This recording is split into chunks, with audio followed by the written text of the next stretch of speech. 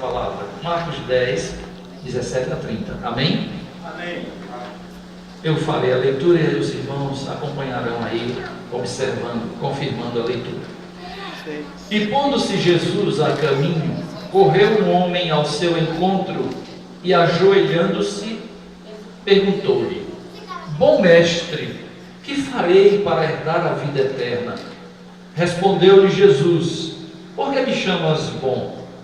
Ninguém é bom, senão um que é Deus. Sabes os mandamentos: não matarás, não adulterarás, não furtarás, não dirás falso testemunho, não defraudarás ninguém, honra a teu pai e tua mãe. Então ele respondeu: Mestre, tudo isso eu tenho observado desde a minha juventude. E Jesus, fitando-o, o amou e disse: Só uma coisa te falta. Vai, vende tudo o que tens, dá aos pobres, e terás um tesouro no céu. Então, vem e segue-me. Ele, porém, contrariado com esta palavra, retirou-se triste, porque era dono de muitas propriedades. Então Jesus, olhando ao redor, disse aos seus discípulos: Quão dificilmente entrarão no reino de Deus os que têm riquezas.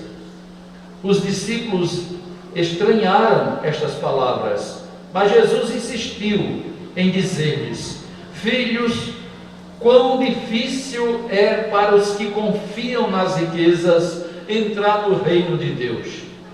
É mais fácil passar um camelo pelo fundo de uma agulha do que entrar um rico no reino de Deus. Eles ficaram sobremodos maravilhados, dizendo entre si: Então, quem pode ser salvo?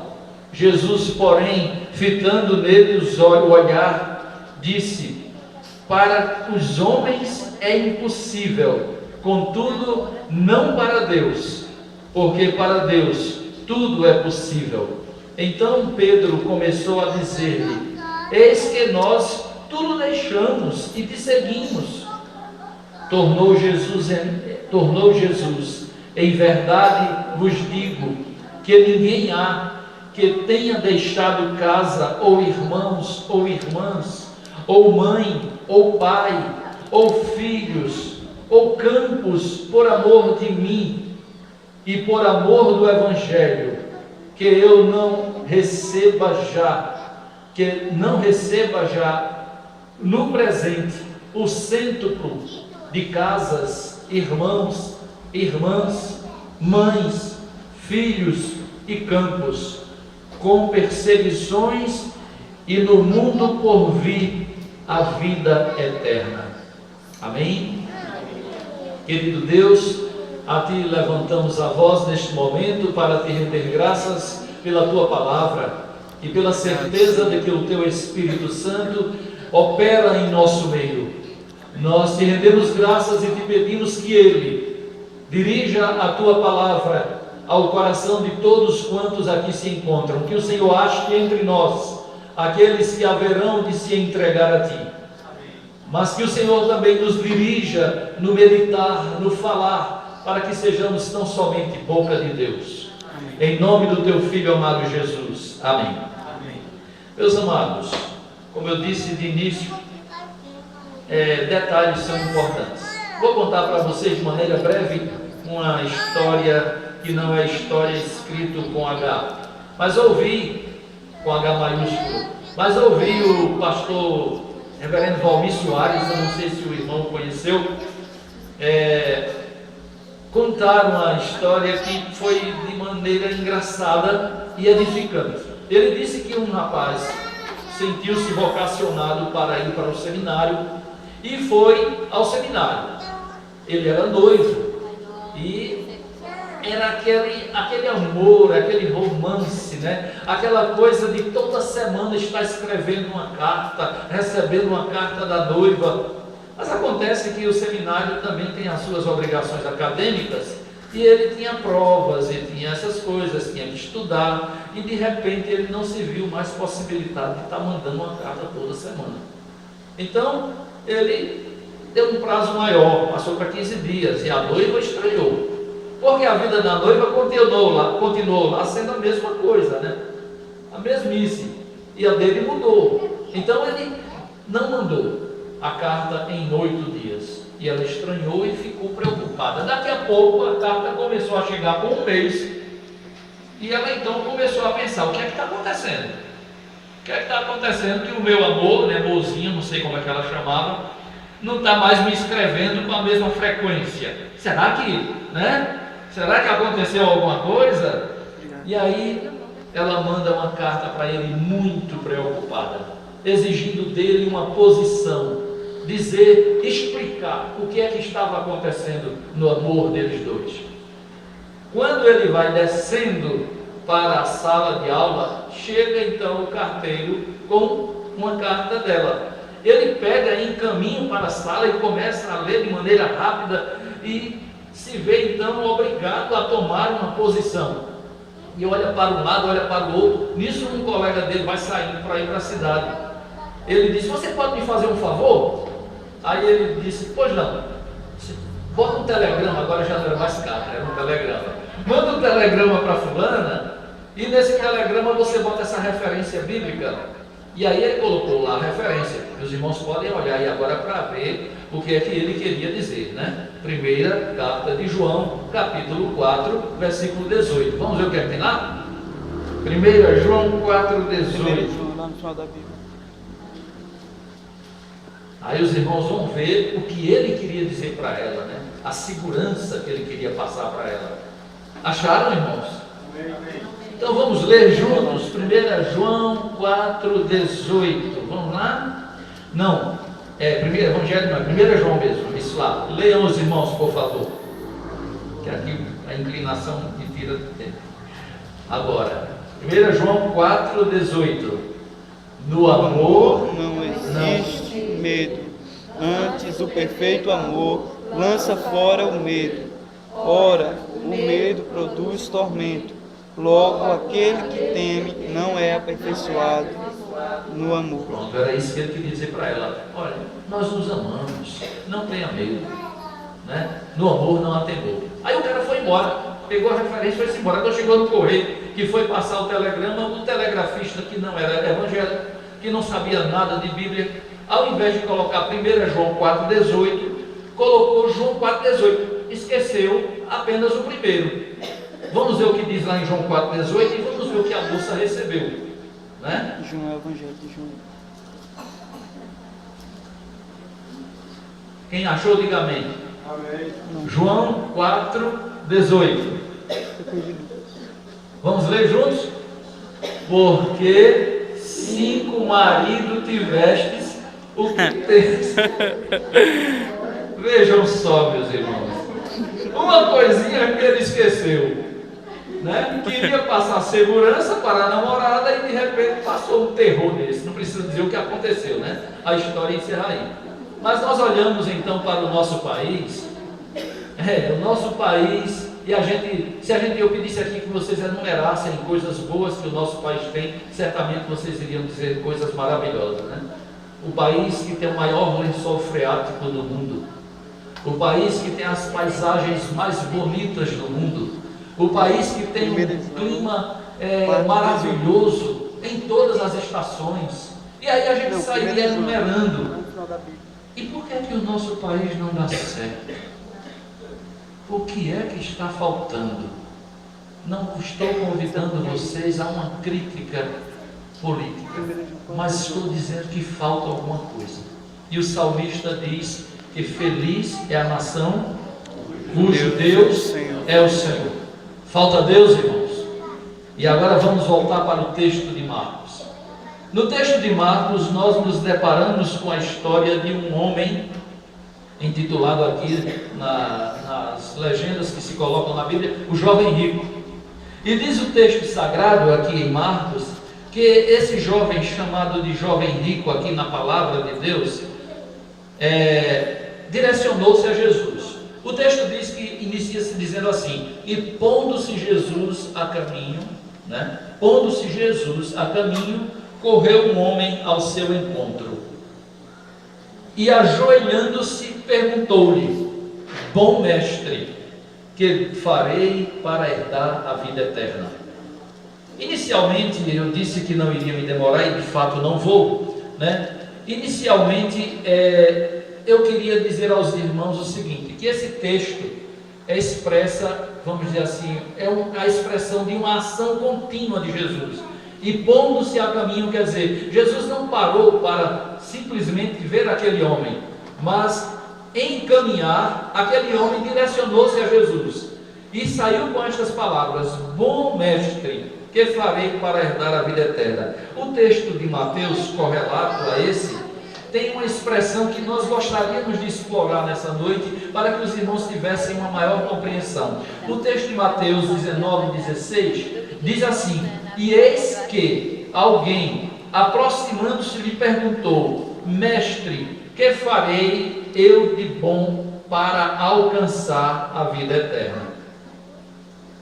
Meus amados, eu já preguei várias vezes desse texto, e eu dizia sempre que esse homem tinha um desejo enorme de salvação. No entanto, eu quero fazer uma correção às minhas considerações mesmo. Ele tinha um desejo enorme de salvação, tanto é que ele não hesitou em correr, em colocar-se diante de Jesus. Quem era ele? Um homem rico, um homem de uma posição social elevada, um homem que tinha certamente a consideração de todos que o conheciam, mas ele não hesitou, ele foi. Isso demonstrava que ele tinha um desejo. No entanto, esse texto de Mateus, somado ao texto de Marcos, me faz entender que aquele homem queria construir a sua própria salvação. No texto de Mateus, ele diz: o que é que eu posso fazer de bom para ganhar a vida eterna? E nós sabemos que os ensinamentos da palavra de Deus quanto à vida eterna não é o que o homem pode fazer, é o que Deus faz por nós. Amém. É diferente. Lá em Efésios 2:8-10, a palavra de Deus diz que pela graça nós somos salvos, e isso não vem de nós, é dom de Deus, não vem das obras para que ninguém se glorie. É dom de Deus, é Deus que oferece gratuitamente em Cristo Jesus a vida eterna. E aquele homem queria, à semelhança de muitos dos nossos dias, construir a sua própria salvação.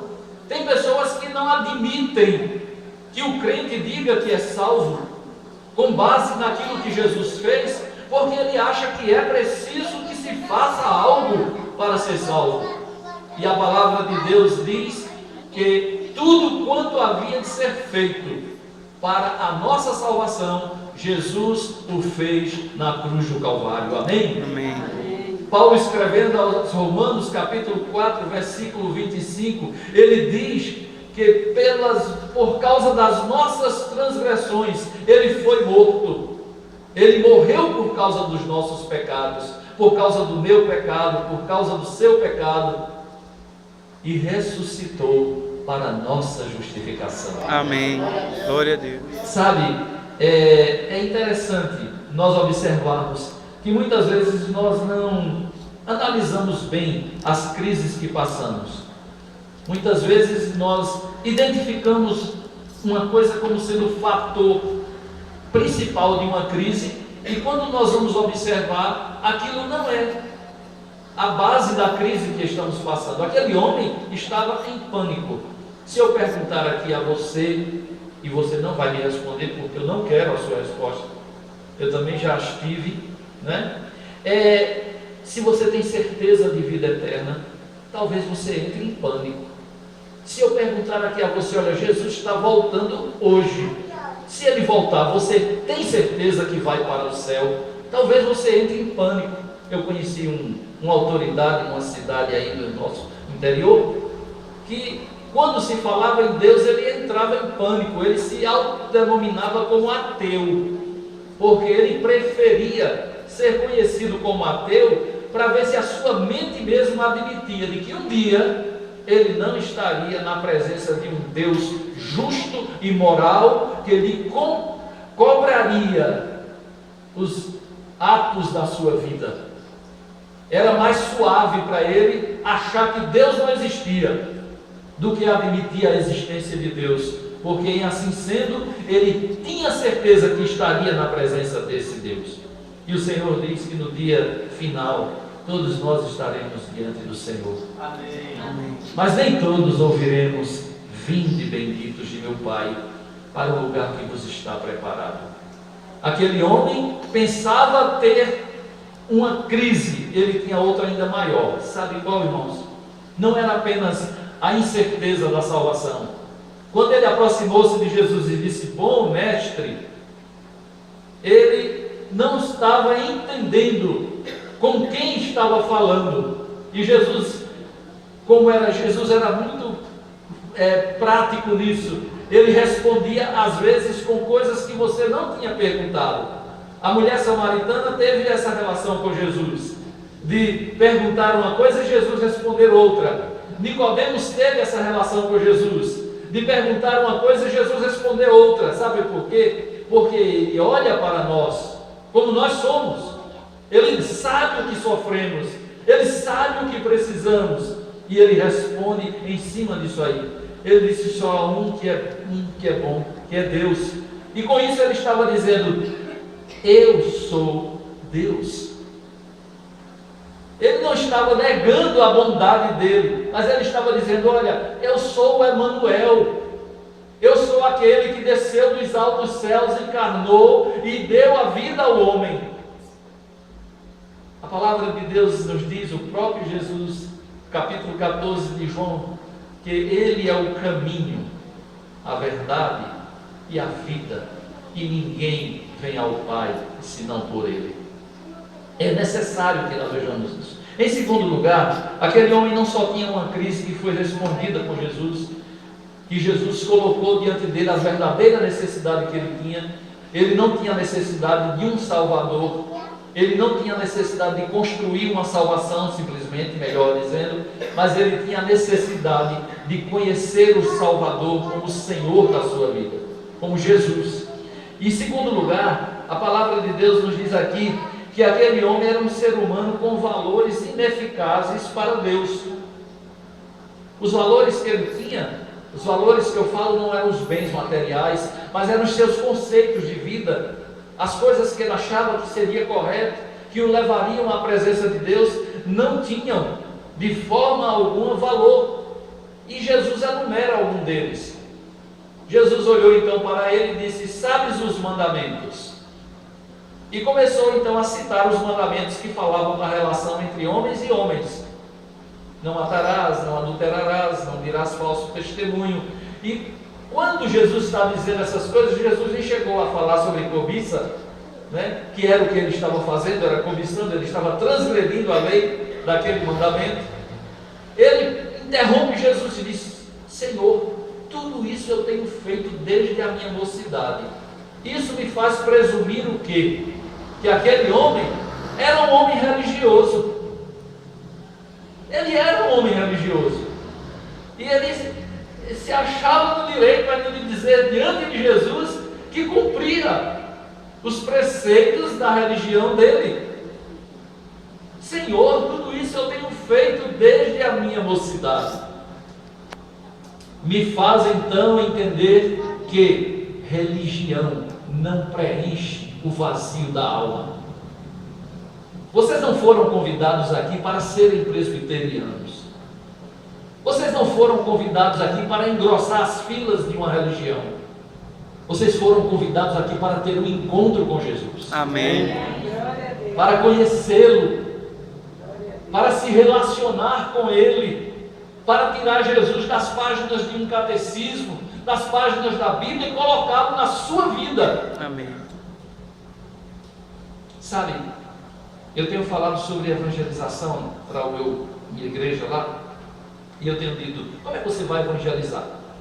Aí algumas pessoas começam a procurar fórmulas, e começam a procurar jeito de expor, de abordar as pessoas, de falar de Jesus, e simplesmente só falam de Jesus.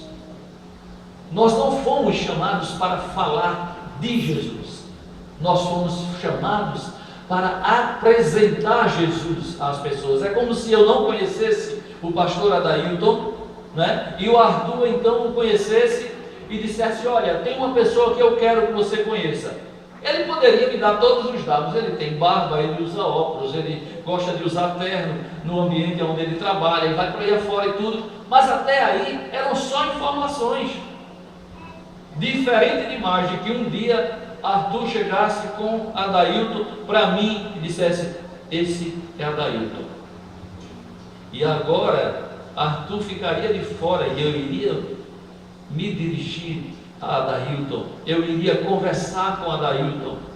Como é que você faz com Jesus? E apresentaram os preceitos, e apresentaram as características de Jesus. O irmão falava das características do Jesus pintado, que pensam que é Jesus. Ou você foi apresentado a Jesus, ou você se relaciona com Ele, ou você conversa com Ele, ou você leva em conta as opiniões dele nas decisões da sua vida. Porque é assim que nós fazemos com os amigos. Nem sempre os amigos dizem aquilo que nós queremos ouvir. Os amigos, os verdadeiros amigos, nem sempre dizem o que queremos ouvir, mas nós queremos ouvir ele falar, mesmo que não seja o que queremos, porque entendemos que ele é uma pessoa que nos ama. E apresentar Jesus é isso, amados. Aquele homem estava cansado de ver a figura de Jesus nos preceitos da lei judaica, mas agora ele estava diante de Jesus. Ele não estava mais falando de um Jesus distante, ele estava com Jesus presente. Terceiro lugar, eu quero dizer isso ainda falando que o que ele tinha era a lei, e a lei não produz vida. Isso diz a palavra de Deus: todos quantos estão debaixo da lei são malditos. A lei não produz vida. O que produz vida em nós é a graça de Deus. Amém. A graça de Deus. Jesus é a graça encarnada. E em terceiro lugar, para nós encerrarmos, eu gostaria de lembrar aos irmãos ainda nesse texto que aquele homem era um ser humano que tinha uma coisa que eu não sei se vocês já viram isso no trabalho de evangelização. A gente vai falar de Jesus para a pessoa, e vai falar do amor de Deus, aí aquela pessoa diz: Deus ama todos nós, nós somos alvo do amor de Deus. Já ouviram isso? Agora olhe para quem está do seu lado, no olho, e demore um pouquinho, né? Fite a pessoa nos olhos. Sabia que é incômodo? É incômodo, porque quando a gente começa a olhar muito para a pessoa, não sei se vocês já viram por aí, algumas pessoas não muito finas, né? Quando você olha para ela mais de uma vez, o que é que está vendo? O que é que está vendo? Porque o olhar incomoda. Mas aqui a palavra de Deus está dizendo, não é que Jesus olhou não, para o homem não, está dizendo que Jesus fitou. É diferente. Olhar e ver pode ser coisa casual. Fitar é penetrar na janela da alma das pessoas, é olhar nos olhos e poder dizer com os olhos aquilo que está vendo. E Jesus fez isso com aquele homem. Eu me lembro agora do coitado Pedro, né? Pedro disse que não ia deixar Jesus de jeito nenhum. Jesus vai me negar 3 vezes, Pedro, não se galo tanto. E ele negou. E naquele momento que ele negou, está lá Jesus, naquele ambiente já hostil a ele. E Pedro olha por entre a multidão e os olhos de Jesus se encontram com o olhar de Pedro. Oh meu Deus, que dor na alma, que angústia! Aquele que esbravejava e dizia: não, nunca te abandonarei, era aquele que estava vendo o olhar do Mestre, olhando, fitando ele, entrando no mais profundo da alma dele e dizendo: você me negará 3 vezes antes que o galo cante. Agora, Jesus fitou aquele homem. Jesus entrou na alma daquele homem. E diz o texto sagrado que ele não somente entrou na alma daquele homem, mas disse algo que ele precisava ouvir. Vai, vende tudo o que tens, dá aos pobres, vem e terás um tesouro no céu, vem, segue-me. Meus irmãos, Jesus não estava dizendo aqui que só quem vai para o céu é pobre, não.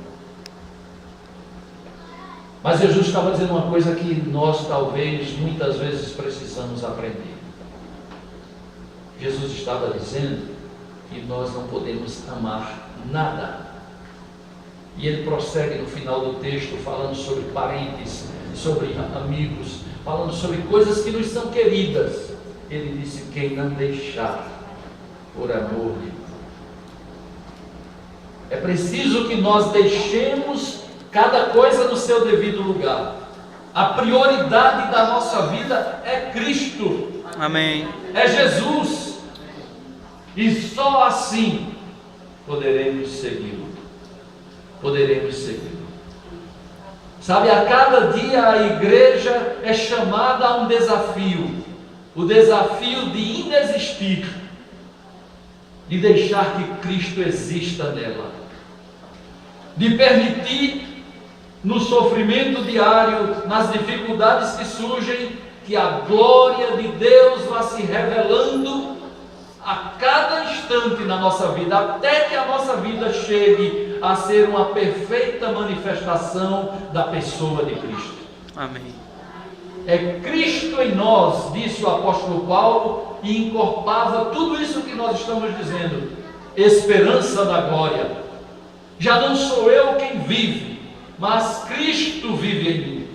E a vida que agora tenho, vivo-a na fé do Filho de Deus, que morreu e se entregou por mim. Amém. Você foi chamado para isso, meu amado irmão. Você que está ouvindo a palavra de Deus hoje, talvez pela primeira vez, está sendo desafiado por Deus a isso. O Senhor quer agir na sua vida, quer lhe transformar, mas para isso é preciso que você se entregue a Ele. Amém? Amém.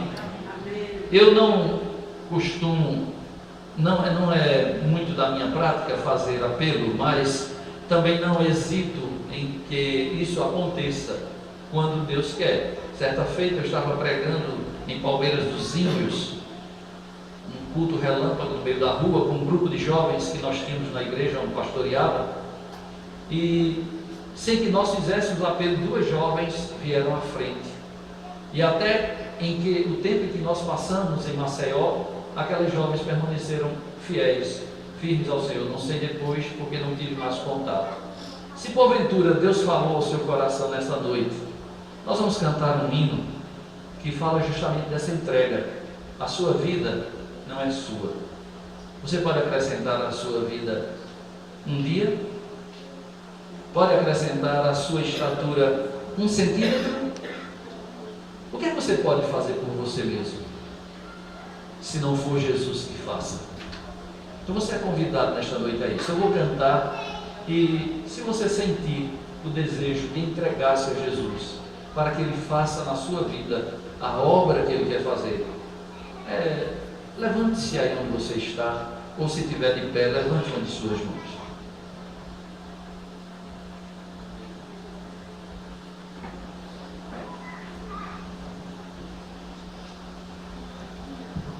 Quem souber pode cantar conosco. É muito fácil.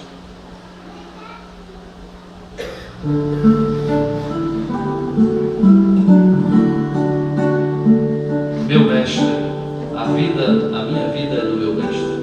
Queria que você dissesse isso nessa noite, tomando uma decisão ao lado de Jesus.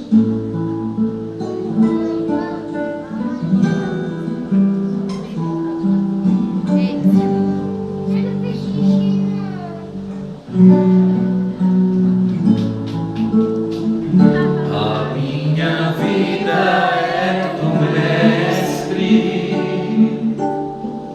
meu coração é do meu mestre, o meu caminho é do mestre, minha esperança é meu mestre,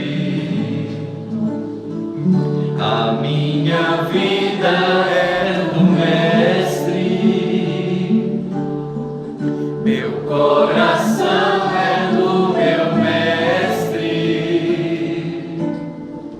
o meu caminho é do mestre, minha esperança é meu mestre. A Deus eu entreguei o marco do meu ser, entrei no mar afora, pra longe eu naveguei, não vejo mais o cais, só Deus e eu agora. É você e ele agora. A minha vida é do mestre, meu coração é do meu mestre. Entregue-se ao Senhor. O meu caminho é do mestre, minha esperança é meu mestre.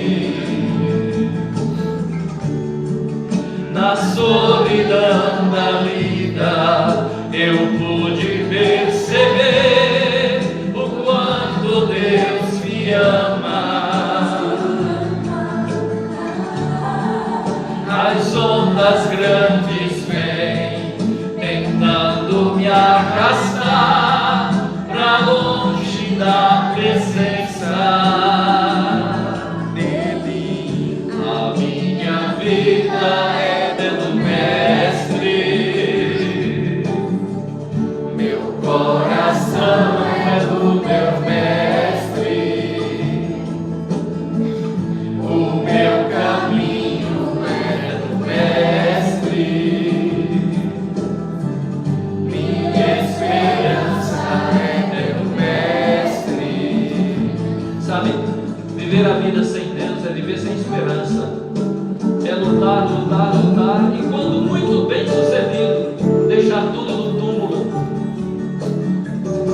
Mas quando a gente entrega a vida a Jesus, a gente sabe que o túmulo é apenas o começo da verdadeira vida que Ele quer nos dar na parte do Pai. Certamente você sente esse vazio dentro de você, se você ainda não tem certeza. Hoje é o dia. Na solidão da vida eu pude perceber o quanto Deus me ama. As ondas grandes vêm tentando me arrastar pra longe da presença dele. A minha vida é do mestre. Você pode cantar isso de coração. Meu coração é do meu Pode entregar a mestre, Jesus e receber o seu perdão. o meu caminho é do mestre, Minha esperança, minha esperança é meu mestre. amém.